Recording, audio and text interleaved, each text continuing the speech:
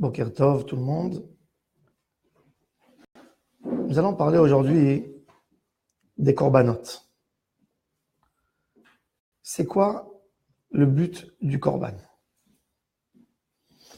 Le Rambam, dans son livre Le Guide des Égarés, le Rambam nous explique que le monde était tout le monde était idolâtre à l'époque. Tout le monde amenait des sacrifices. Donc Dieu te dit, au lieu d'amener des sacrifices pour l'idolâtrie, amène-les pour moi. C'est-à-dire que pour le Rambam dans le Guide des Égarés, l'idéal, c'est de ne pas amener des sacrifices. L'idéal, c'est de servir Dieu avec une prière, avec des paroles, avec des bonnes actions vis-à-vis de ton proche. Mais il n'y a pas la notion d'amener un sacrifice. Ce qui renforce un peu et qui soutient l'argument de Maïmonide, c'est le fait que dans Matan Torah, on ne parle même pas, dans les mitzvot de Matan Torah, etc., on ne parle pas de sacrifice. Quoique, dans Parashat Yitro, à la fin de Yitro, on parle d'un autel, oui, qu'il fallait amener mais dans Matan Torah même, si c'était une mitzvah tellement importante dans la Avodat Hashem, pourquoi elle n'est pas mentionnée dans les 10 commandements? Donc l'argument du Rambam, pour éviter l'idolâtrie, on amène des sacrifices pour Dieu. Ça, c'est l'argument de Maïmonide. Nachmanite, Ramban, il vient, il attaque le Rambam. Il dit, comment tu peux dire une chose pareille, que le sacrifice a été fait par des idolâtres? Et il amène d'autres preuves. Il dit, regarde, qui est le premier homme du monde qui a sacrifié? C'est Caïn, le fils d'Adam. Il a voulu amener une offrande à Dieu.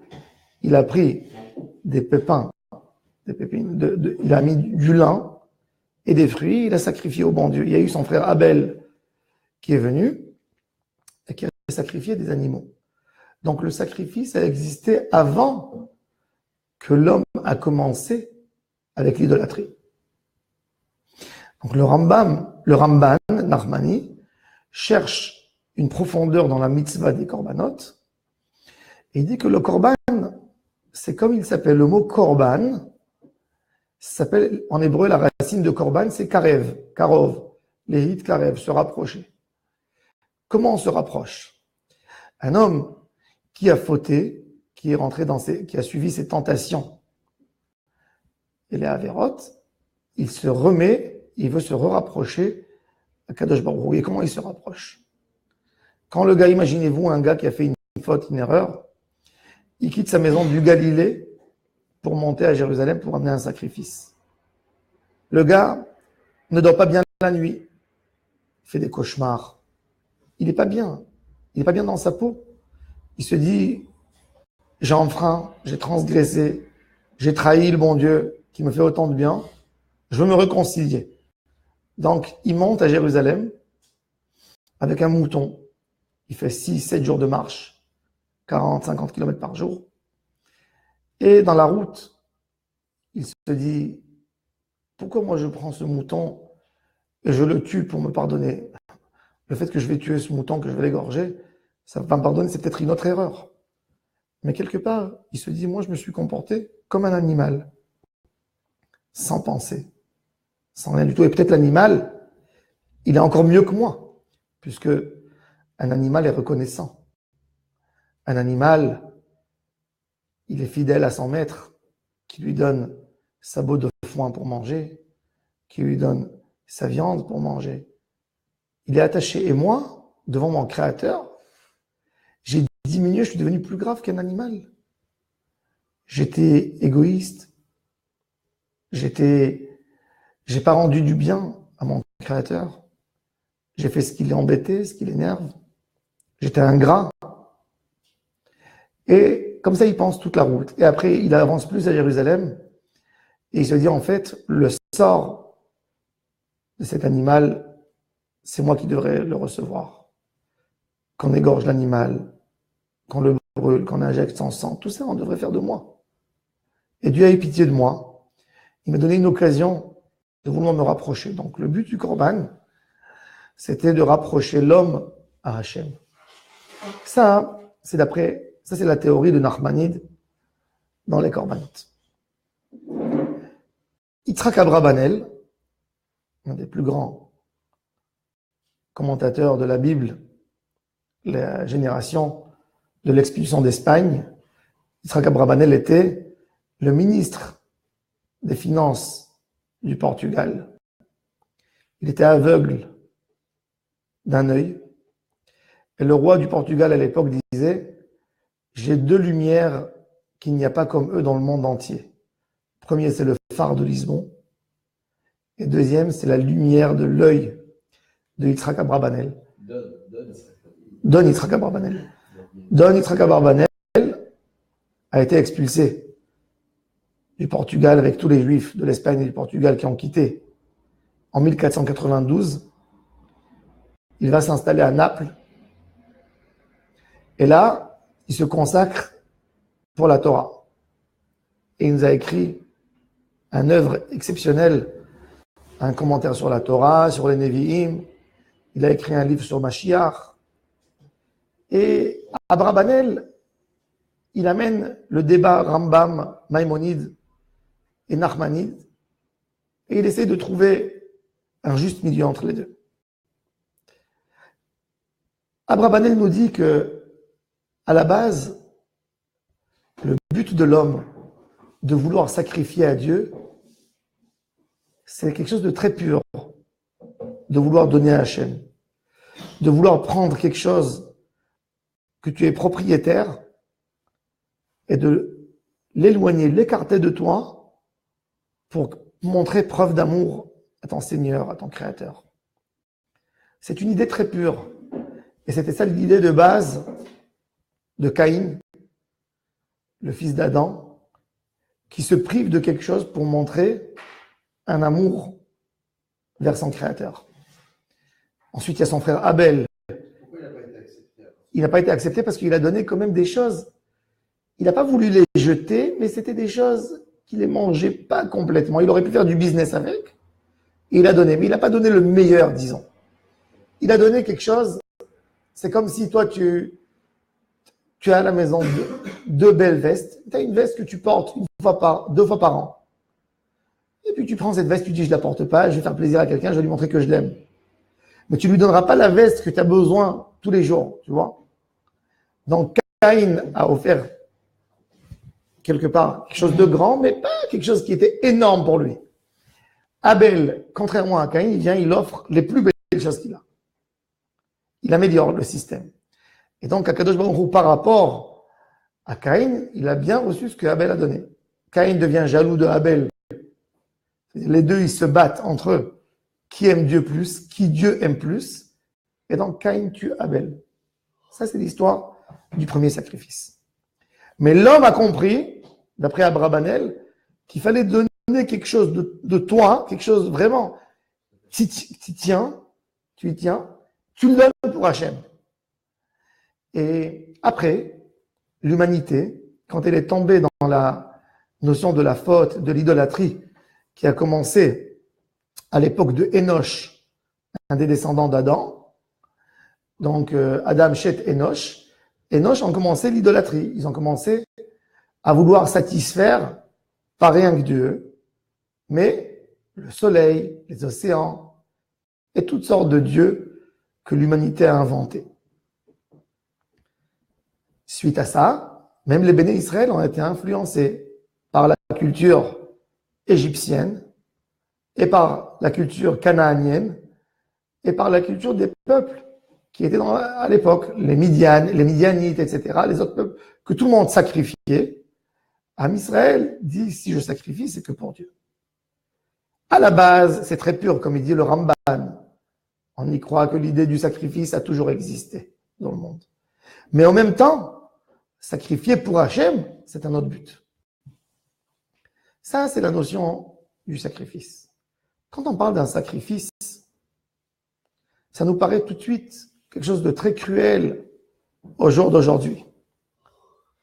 Mais il faut savoir qu'un homme ne peut pas évoluer tant qu'il ne sacrifie pas. Chacun a besoin de sacrifier quelque chose. Zivrei Elohim Ruach Nishbara. Akadosh Baruch Hu demande de l'homme de sacrifier. Sacrifier, c'est pas le but du sacrifice en soi. C'est le résultat. De quoi j'étais prêt pour me priver. Maintenant, est-ce que c'est une preuve pour celui que je sacrifie ou pour moi? Quand quelqu'un s'est privé pour son amour qu'il a vis-à-vis de quelqu'un d'autre, il s'est privé de quelque chose. Est-ce que c'est tout simplement satisfaire l'autre ou c'est aussi pour moi? C'est ça la question. Alors nous tous, on a l'habitude. Pourquoi les gens n'aiment pas le sacrifice? Parce qu'ils se disent que le sacrifice, c'est pour satisfaire quelqu'un. Il n'y a pas de raison que moi je change mes habitudes uniquement pour satisfaire quelqu'un d'autre. Dans une génération, quand tu éduques depuis l'âge de 0, tout ce que tu fais doit être pour toi, il est difficile de demander un sacrifice. C'est pour ça que dans certains pays, je ne parle même pas des pays orientaux, des pays occidentaux, tu peux voir souvent, Dieu préserve, des accidents en pleine route et les gens qui continuent, qui ne s'arrêtent pas. Il faut voir des gens qui marchent dans la rue et ils voient un homme se faire agresser et ils continuent. Ils peuvent voir un misérable qui est dans la rue, qui n'est pas couvert, la pluie qui descend et il n'y a personne qui va s'arrêter pour lui proposer quelque chose. Et dans les pays pauvres, orientaux, etc., tu verras les gens qui sont là pour être à côté de lui. Quand quelqu'un a été éduqué toute sa vie, d'être concentré en soi, dans sa réussite, dans sa grandeur, d'être de mieux en mieux, il comprend que quand il s'arrête pour donner quelque chose pour l'autre, il se prive pour soi. Quand il a besoin d'aller au travail, il ne trouve pas une raison pourquoi perdre 15 minutes de travail pour quelqu'un d'autre. À quoi ça m'aide? Ça, c'est le mauvais sens du mot sacrifice. Et le sacrifice, de quelque part, tu dis, sacrifice, c'est quelqu'un qui brûle tout ce qu'il a. C'est quelqu'un que presque, dans le monde occidental, s'appelle un homme malade. Un homme qui brûle, qui perd tout ce qu'il a, tout ce qu'il possède. C'est un homme malade. Moi, je vivais en France. J'habitais Paris. 1 rue Château d'Eau, à côté de la place de la République. Et en hiver, je descends en bas, on avait un homme sans abri, etc., qui était en bas de la maison, qui était avec une grande barbe, délaissé, qui se rasait pas, etc. Et je descendais chaque fois lui amener un repas chaud, le soir. Et de temps en temps, je parlais avec lui. Une fois, il neigeait. Et je suis venu, je lui ai dit, écoute, rentre. Ne reste pas dehors, c'est dangereux. Il fait très froid. Tu risques de mourir dehors. Il me dit, j'attends que ça. Et en me parlant, pour attraper froid plus vite, il enlève sa chemise pour avoir froid. Je me suis dit, c'est quoi cette folie? Je rentre en haut pour appeler la police. Je dis, mais il faut te forcer, on va te prendre. Je vais appeler tout de suite maintenant la SAMU, etc., pour venir te prendre, parce que tu te mets en danger. Il me dit, écoute mon histoire, après tu jugeras tout seul. Il m'a raconté qu'il enseignait à l'université en Allemagne. Il me dit, un matin, il sort de la maison, et quand il arrive au bout de la rue, il voit un accident terrible. 2 voitures qui ont fait un grand accident, un feu énorme. Il me dit, j'étais le premier qui passait. J'étais pressé pour arriver à l'université, et je vois ce feu, je regarde 1 seconde, je dis je vais tarder, et j'avance au travail. Quand il arrive, il commence à donner sa conférence à ses élèves, il reçoit un coup de téléphone que son fils a passé un accident très dur. En fait, c'était son fils qui était dans l'accident, son fils unique. S'il serait arrêté, il aurait pu sauver la vie de son fils. Il n'y avait personne qui était là dans les premières minutes pour appeler au secours, et donc son fils est mort. Il divorce de sa femme, il prend tout son argent, il le brûle, et il vient à Paris, il devient clochard, un gars qui parle 6 langues couramment, très instruit, et il attend la mort qu'il prendrait dans la rue pour mourir de la même manière qu'il a tué son fils, quelque part. Cette prise de conscience qui l'a amené à une extrême aussi, d'accord? Mais l'homme est occupé toujours en soi. L'homme n'a pas compris que quand il donne, quand il se prive pour quelqu'un d'autre, en réalité, il a reçu beaucoup plus que ce que l'autre a reçu.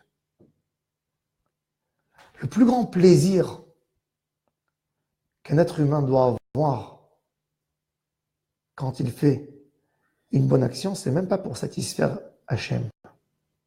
C'est de recevoir une satisfaction du fait que je satisfais Hachem.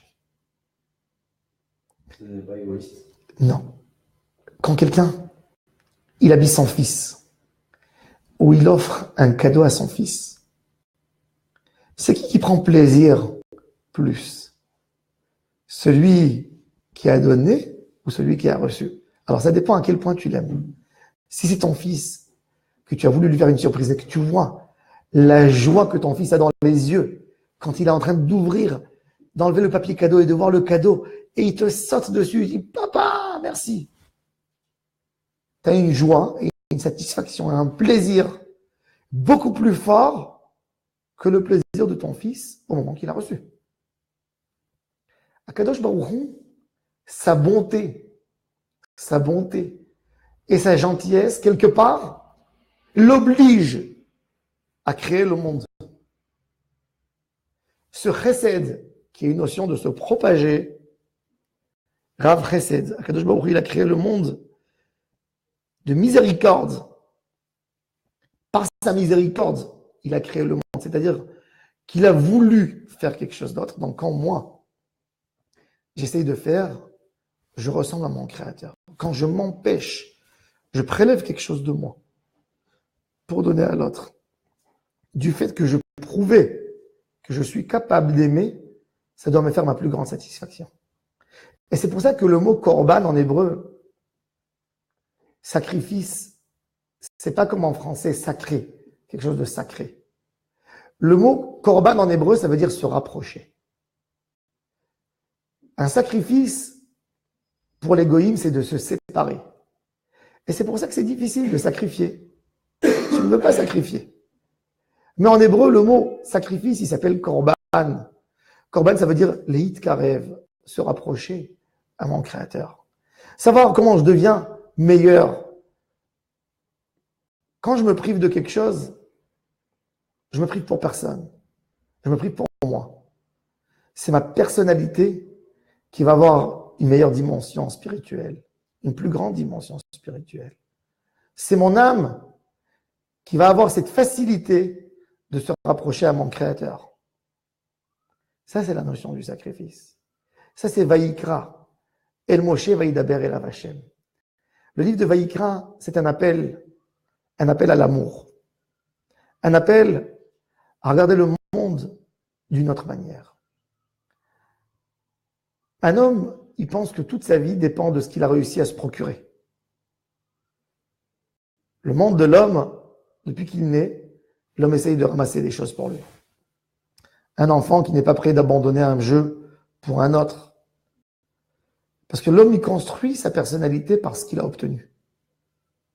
Akadosh Baruch Hu nous propose une autre dimension. Construis ta personnalité par rapport à ce que tu donnes. Ce que tu prélèves de toi pour l'autre. Ce que tu prélèves de toi pour Hachem. C'est ça peut-être qui va construire ta personnalité. Ça, c'est le sod de Yesh Me'ayin. Le monde, quand on parle de Yesh Me'ayin dans la Kabbalah, c'est quelque chose qui s'est fait de rien. Nous, on veut donner quelque chose en enlevant quelque chose de chez nous. Le Ayin. Le mot Ayin, Enod Milevado. Le Ayin, il est tellement grand. Il est beaucoup plus grand que le Yesh. Quand tu donnes à quelqu'un quelque chose, il peut avoir ce qu'il a en main. Il ne peut pas avoir plus que ce que tu lui as donné. Mais pour toi qui as donné, qui s'est privé de quelque chose, les sentiments sont beaucoup plus grands que n'importe quelle chose que tu donneras. Ça sera toujours beaucoup plus grand. Donc en réalité, ce qui construit ma personnalité, c'est ce qu'il y a en moi. Donc le sacrifice, c'est pour ça que le sacrifice fait un effet beaucoup plus fort sur la personnalité de l'homme qui l'a fait, plus que ce que l'homme a reçu. C'est pour ça, Nefesh ki takriv mikem, de chez vous. Mais en réalité, le vrai bénéficiaire de toute cette histoire, c'est pas Hachem. Hachem n'a pas besoin de manger. Hachem n'aime pas la viande grillée, je vous assure. Il cherche pas ni les entrecôtes. L'itevelumloa à moi toute la terre. Et tu crois que tu vas me rassasier avec un mouton que tu vas amener? Mais Hachem veut le sentiment que tu as. Zivrei Elohim, Ruach Nishbara. Ce sentiment que tu as en toi, c'est ce que Hachem veut sentir. Malheureusement, on a perdu le Beth Amikdash parce qu'on a pensé que Dieu aimait les sacrifices. L'homme fautait ou s'empêchait de la faute par rapport à un sacrifice qu'il avait amené. S'il avait beaucoup de sacrifices, c'est pas grave, je tolère. C'est comme un homme qui est très riche, qui garde sa voiture sur un trottoir.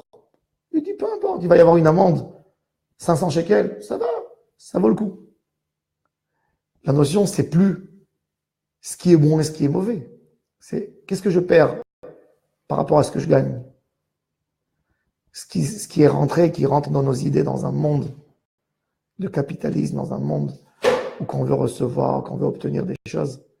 Tout ce qui est dans notre tête, on réagit uniquement d'après des sentiments. Qu'est-ce que je vais gagner? Qu'est-ce que je vais perdre? Le sacrifice, il te donne quelque chose d'autre. Il te dit qu'en réalité, quand tu penses que tu perds, tu ne perds pas, tu gagnes. Tu gagnes beaucoup plus que ce que tu t'imagines. Ça, c'est la notion des corbanotes, après la notion de Beth Amikdash, de Mishkan, Veshachanti. Ça, c'est l'essence qui garde Hachem. Ça, c'est le produit qui garde Hachem chez toi. Ce que tu donnes, en réalité, tu ne perds jamais. Tu bénéficies beaucoup plus. Baruch Adonai, Le'olam, Amen, Amen. Une excellente journée à toutes et à tous.